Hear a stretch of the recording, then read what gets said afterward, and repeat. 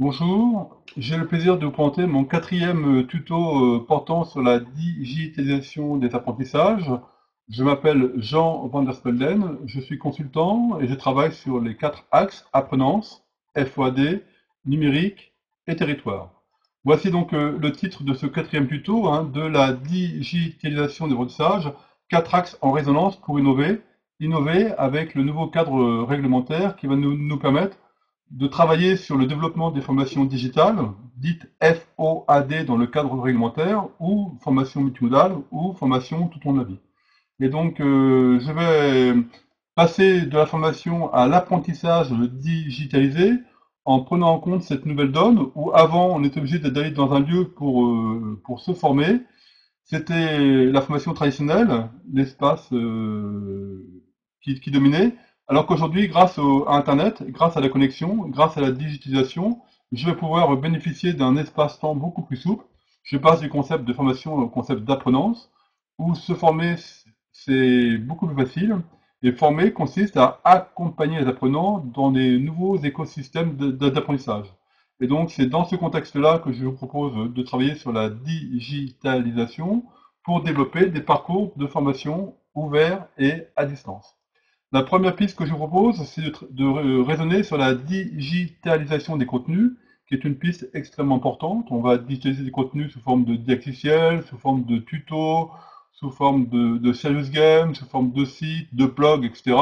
Et là, on dispose de plein d'outils, digitalisation des contenus pour l'apprenant et pour les appreneurs.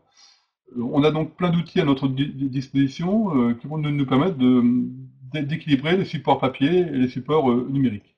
Deuxième piste, c'est digitaliser le contenu, c'est bien, mais il faut aussi numériser ou digitaliser, synonyme, l'accès à ces contenus. Et pour cela, on a grosso modo deux pistes complémentaires.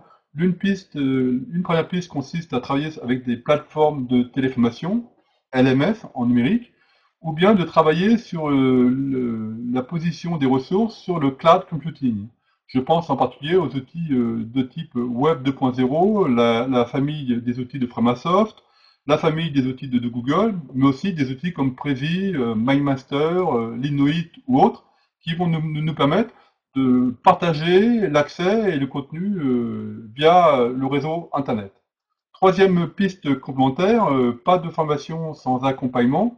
Et donc, il va falloir aussi qu'on mobilise dans des parcours qui intègrent présence et distance les outils numériques pour faciliter la relation à l'apprenant, la relation individuelle ou la relation collective, la relation présentielle ou distancielle, de manière synchrone ou asynchrone. Et là, je pense très simplement à des outils de type visiophonie, je pense à Skype, je pense à Hangout ou à Perim, ou bien des outils de type classe virtuelle, comme Classiovia, comme Adobe Connect, qui vont nous permettre d'être synchrone avec les apprenants, distanciel, individuel ou collectif.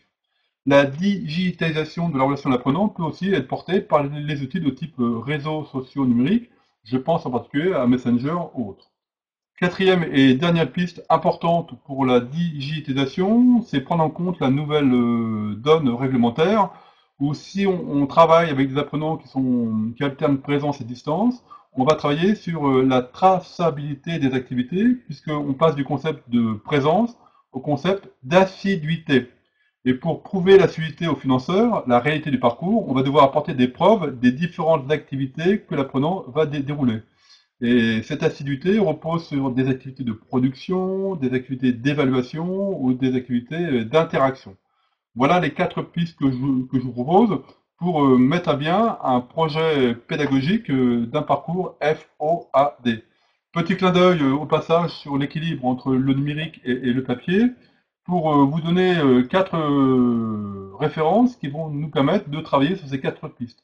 La première référence à laquelle je pense pour digitaliser les contenus, c'est de revenir sur le site porté entre autres par Isabelle Drémeau, l'atelier du formateur, où on a plein d'informations opérationnelles pour travailler sur la digitalisation des contenus.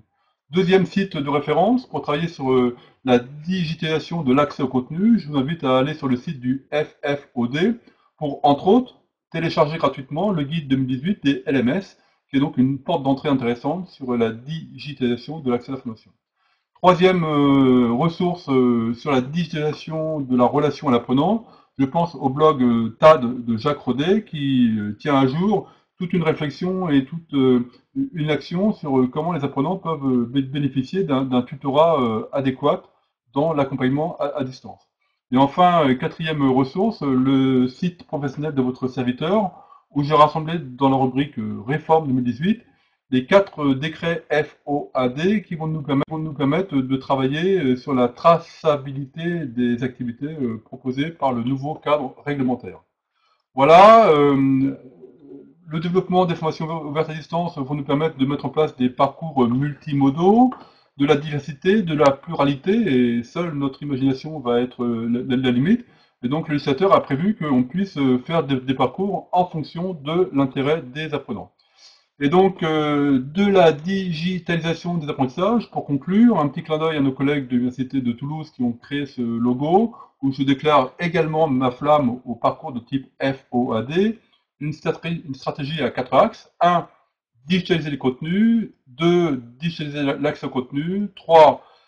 Digitaliser les relations aux apprenants. Et 4. Digitaliser la traçabilité des activités des apprenants. Voilà, on va donc être sur le champ innovant des formations digitales, FOAD, formations multimodales, pour au final rentrer dans le concept d'apprenance et saisir toutes les opportunités tout au long de la vie pour apprendre et mieux nous former. Merci et à bientôt.